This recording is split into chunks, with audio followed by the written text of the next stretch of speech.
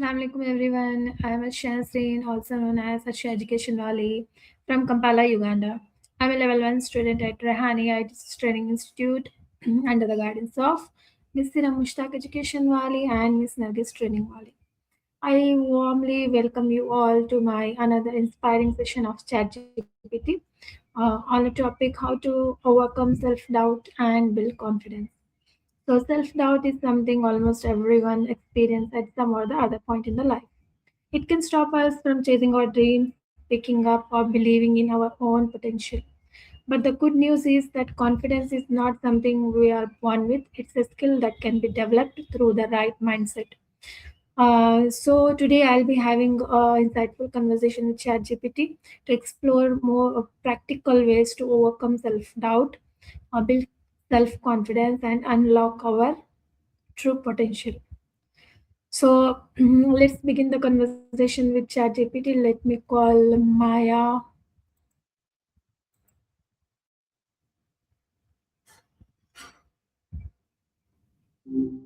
Hi, what's up? Hey Maya, how are you today? I'm doing great. Oh, it's Just, good. I appreciate that. Okay. What's on your mind today?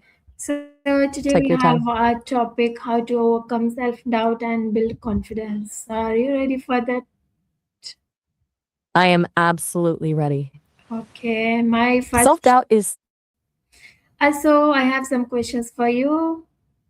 My first question to you is what is self-doubt and why do so many people experience it? at its simplest, self doubt is that nagging inner voice that whispers you aren't enough, whether that's not skilled enough, smart enough, or experienced enough to handle what's in front of you. As for why it's so common, I think it's actually a leftover survival mechanism. Humans are wired to crave social acceptance. So the fear of making a mistake and being judged by the tribe can trigger that doubt. Plus, in a world where we're constantly seeing everyone's highlight reel online, it's easy to feel like you're the only one who doesn't have it all figured out. Do you Okay, think it's more about a fear of failure or fear of judgment for most people? I think it's a fear of judgment for many people.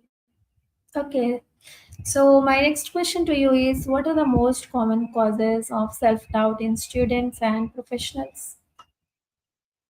For students, it often stems from the pressure to perform and that feeling of being compared to everyone else in the room. They're usually navigating a huge identity shift. So if they hit one wall, they start questioning their entire ability to succeed. For professionals, it's often the imposter syndrome, that feeling that you've just been lucky so far. And any moment now, someone's going to realize you don't actually know what you're doing, even if you're highly qualified. It's wild how the more successful someone becomes, the more they sometimes feel like a fraud. Does that sound like something you've noticed in your own students? Yeah, I've noticed sometimes. Okay, that sounds interesting. So, how can we identify whether our inner voice is helping or us or holding us back? It's all about the tone and the goal of the voice. A helpful inner voice sounds like a coach. It points out a mistake, but asks, how can I fix this? Or what can I learn here? It's focused on growth.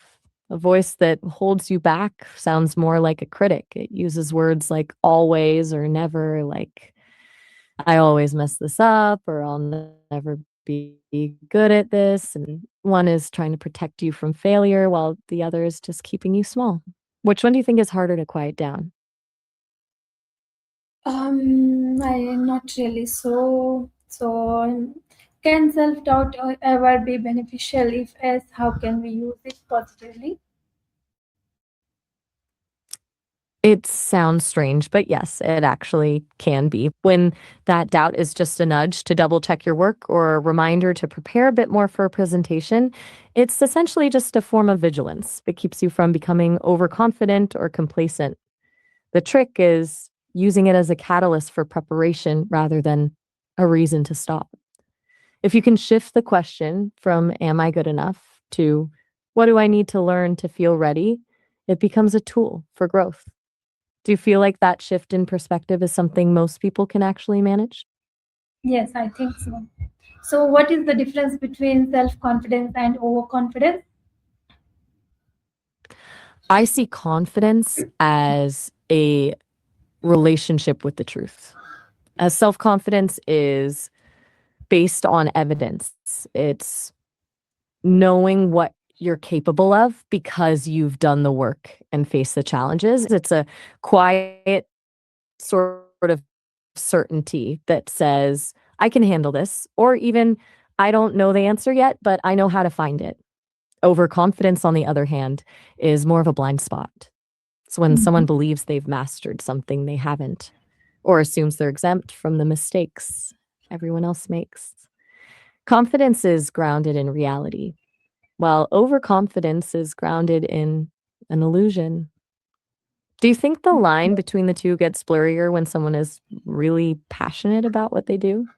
Yes, I think so. So, what are five practical daily habits that help build lasting confidence? Building confidence is really about proving things to yourself in small ways every day. First, I'd suggest a win list. Write down 3 things you actually nailed each day, no matter how small. Second, try power posing or just adjusting your posture. It's a physical trick that tells your brain you're in charge. Third, practice the 5-second rule when you're hesitating to speak up or start a task. Count down from 5 and just go before your brain can talk you out of it.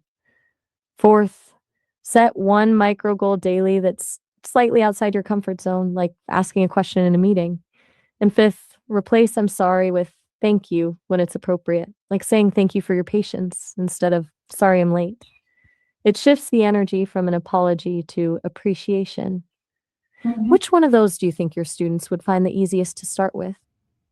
I think the second one is most relevant. Okay. Physical shifts can be so it's like a shortcut to feeling more capable. What's the next question on your list? Yeah. How does fear of failure contribute to self doubt and how can we overcome it? Fear of failure is like a mental wall that we build to protect ourselves from the sting of a mistake.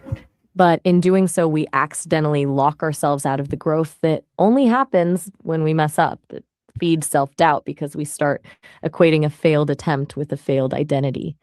Instead of thinking, this project didn't work, we think, I am a failure. To overcome it, I think the best way is to reframe failure as data. If you treat a mistake like a scientist treats a failed experiment, it's not a defeat, it's just information telling you which way not to go next time. Once you detach your self worth from the outcome, the fear loses its power. Do you find that your students are more afraid of the actual failure or the feeling of disappointment that comes after? I think the feeling of disappointment which comes after the failure. What do you think so?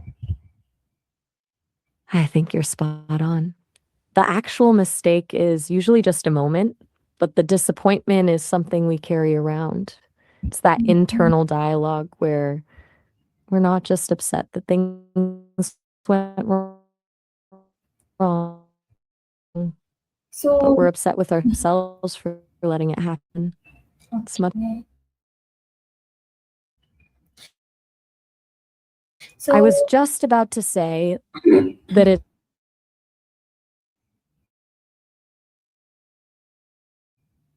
it's much harder. someone struggling with self doubt today, what it would be. I tell them to stop waiting to feel confident before they start. Confidence isn't a prerequisite for action, it's a result of it. The magic happens when you do the thing while you're still shaking, because that's the only way to prove to your brain that you can survive the outcome. Just start before you're ready. Okay. So now, I hope that hit. yeah, can you just tell me, like, if someone had failed, then that they faced the failure, then how can they overcome from the failure and how can they rebuild the confidence? The first step is to let the dust settle because trying to rebuild confidence while you're still in the middle of the emotional fallout, like moment to breathe. The key is to perform an audit of the failure.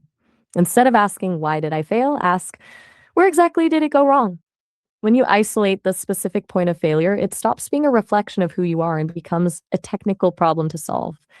Then you start with what I call micro wins, setting tiny, almost impossible to fail goals that allow you to experience the feeling of succeeding again. It's about stacking those small wins until the evidence of your capability outweighs the memory of the mistake. Do you think most people try to jump back into the deep end too quickly after a setback? I think so. Okay, thank you for this valuable insights on the topic. How to overcome self doubt and build confidence. Thank you, Maya. Thank you so much for your time. See you in the next session. Until then, bye bye. See you.